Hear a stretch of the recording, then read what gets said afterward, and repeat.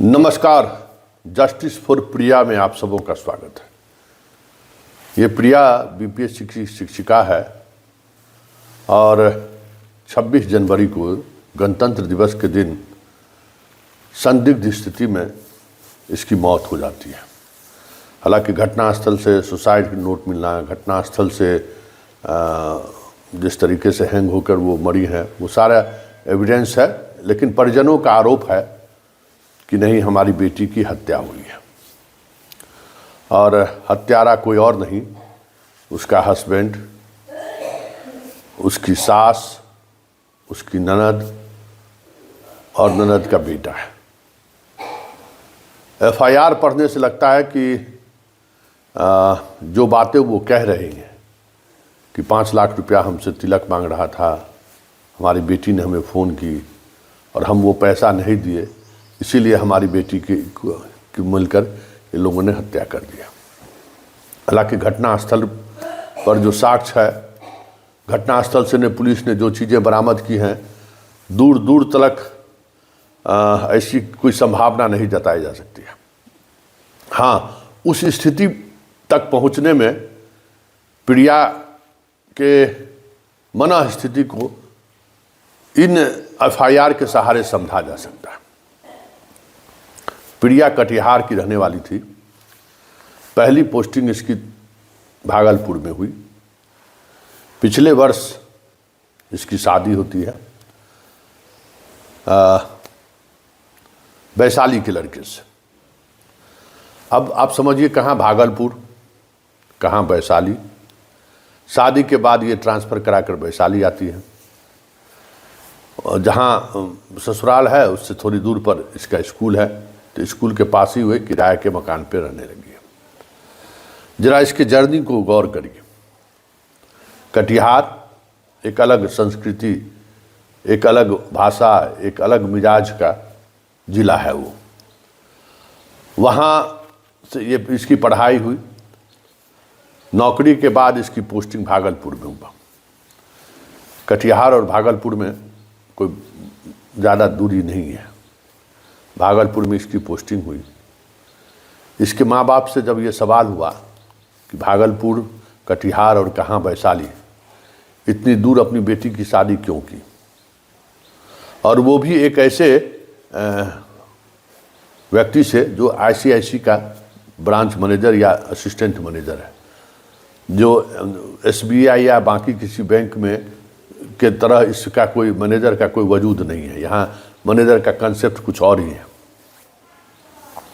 शादी के बाद इसका पोस्टिंग सीतामढ़ी, प्राइवेट बैंक, और उस बैंक में लोन कलेक्शन से लेके, लोन देने से लेके, ज़्यादा से ज़्यादा फिक्स डिपॉजिट कैसे हो, ज़्यादा से ज़्यादा ग्राहक कैसे हमारे बैंक से जुड़े, बैंक का ट्रांजैक्शन कैसे बढ़े, ऐसे जगह पर हस्बैंड नौकरी कर रहा है। स्वाभाविक तौर पर सप्ताह में अगर बहुत कुछ ठीक ठाक रहा तो एक दिन रविवार को उसकी मुलाकात होती होगी, शनिवार शाम तक वो पहुंचता होगा। और बस यही इस मुलाकात ने इतना बड़ा बखेड़ा खड़ा कर दिया कि ये सुसाइड कर निकली। कहा जा रहा है कि अभी हाल ही में वो ससुराल गई थी, तो सास जो है उसकी 1.5 महीने की बच्ची है, 3 महीने की, उसको उसने रख लिया। इस बात को लेकर बहुत ये लड़की सदमे में थी। तो आज की तारीख में लड़कियों की जो मनोवृत्ति है, या लड़की जिस तरीके से जीना चाहती है, वो बच्चों को लेकर कितना आग्रही है, एक समझदार व्यक्ति समझ सकता है कि जहाँ वो रह रही है, 2-3 महीने के बच्चों को लेकर स्कूल जाए, स्कूल से रोज़ाना आए, कितना मुश्किल है, आप समझ सकते हैं। और ऐसे में सास अगर उस बच्ची को रख लिया तो उसको लेकर इस तरीके से बात को बढ़ाया जाए, मतलब ये इस तरीका समझिए, मसला क्यों समझिए।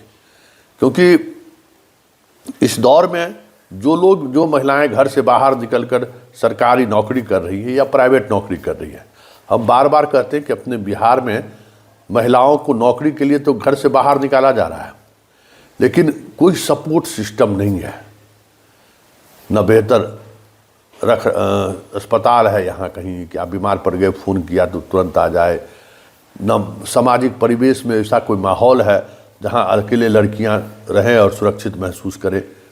जहाँ अकेले लड़कियाँ रहेंगी वहाँ उसके लिए जीवन और मुश्किल हो जाता है। कई तरह के लोगों की नज़रें उस पर रहने लगती है, जो हमारे यहाँ एक मानसिकता है, और उस मानसिकता का असर आए दिन लड़कियों के जीवन पर पड़ता है। ज़रूरतें हैं यहाँ कि जिस तरीके से आप 24 घंटे अगर पति के बगैर या परिवार के बगैर रह रही हैं, उस दौरान की जो ज़रूरतें हैं वो आपको कई तरह के रिश्तों को बनाने पर मजबूर करता है। मतलब लोगों से दोस्ती, साथ काम करने वाले लोगों से बातचीत, क्योंकि कुछ न कुछ ऐसी चीज़ें हैं, कोई सेटअप तो है नहीं। हाँ, अब कुछ चीज़ें बिहार में भी होनी शुरू हो गई है कि अब आपको घर से कोई सामान मंगाना हो तो फ़ोन करिए, आपको ब्लिंकिट से आ जाएगा। तो वो लेकिन ग्रामीण इलाके में तो ये अभी शुरू हुआ नहीं है। तो बहुत सारी चीज़ें ऐसी हैं, दवा ही लेना है तो आपको घर बंद करके बाहर जाना होगा। महिलाएं हैं, कई तरह की चीज़ें होती हैं, उसके लिए जो देखिए यहाँ सपोर्ट सिस्टम नहीं है। नौकरी को लेकर भी जिस तरीके का एक ताना बाना है सरकार का, उसमें जो एक सहज और सुलभ तरीके से या एक माहौल में लड़कियां कैसे काम कर सकती हैं, सरकार अभी तक मुहैया नहीं करा पाई है। कहते भाई सिपाही लोगों की स्थिति तो इन लोगों से और बुरी है। उन लोगों को थाना में किस तरीके का जुल्म सहना पड़ता है, किस तरीके का अत्याचार उस पर होता है, एक से एक कहानी आए दिन होती रहती है। पुलिस लाइन में ड्यूटी देने को लेकर मेजर से लेके और हवलदार तक किस तरीके का शोषण करता है, सबको पता है। तो ये सारी चीज़ें ऐसी है ना जिस पर हमें लगता है कि नए सिरे से अभिभावकों को सोचना चाहिए। ये रटा रटाया कि दहेज नहीं दिए तो इसलिए हमारी बेटी को हत्या कर दिया, हमारे लाश छील लिया, गंगा जी में विसर्जन कर दिया, नेता को लेकर आया हुआ था, पुलिस को लेकर आया हुआ था। ये इस तरीके की थ्योरी को सुप्रीम कोर्ट तक खारिज कर चुका है। अब इस मामले में किसी की गिरफ्तारी नहीं होती है। पुराना वाला कानून नहीं है कि दहेज के को लेकर FIR दर्ज कर दिए तो सारे के सारे लोग जेल चले जाएंगे। उस कानून का इतना दुरुपयोग हुआ कि सुप्रीम कोर्ट ने उस कानून को ही ख़त्म कर दिया। तो अब बहुत सारी ऐसी चीज़ें हैं जो होने के बावजूद भी आपको कानून आपको उस तरीके का मदद नहीं दे सकती है जिस तरीके का मदद पहले मिलता था। अब तब ऐसे में नए सिरे से लड़कियों को भी सोचना चाहिए, लड़कियों के अभिभावक को भी सोचना चाहिए कि हम जहाँ शादी करने जा रहे हैं वहाँ का जो एक सामाजिक ताना बाना है उसमें हमारी बेटी फिट बैठ पाएगी कि नहीं बैठ पाएगी। बेटी जिस माइंडसेट से है उस माइंडसेट के लड़कों से हम इसकी शादी करें। अब बताइए, लड़की सरकारी शिक्षक है, आप प्राइवेट बैंक वाले से आप विवाह कर दिए, और प्राइवेट बैंक वाले की नौकरी कैसी है सबको पता है। उसको पारिवारिक जीवन के लिए वक्त नहीं है, और वक्त है तो फिर नौकरी नहीं है। प्राइवेट नौकरी का क्या मतलब है? आप शिक्षक को कोशिश करिए कि शिक्षक ही मिल जाए, दोनों एक प्रोफेशन का रहे तो बेहतर जीवन जी सकता है। इस तरीके के कई सवाल हैं। उन सवालों के सहारे हमें लगता है कि आने वाले जो जनरेशन है, जो अभी भी बहुत सारी शिक्षिका नौकरी में आई हैं, उनके परिजनों को इस तरीके से सोचना चाहिए। नहीं तो फिर मुकदमेबाजी से और इस तरीके का आरोप लगा देने से समस्या का समाधान नहीं होगा।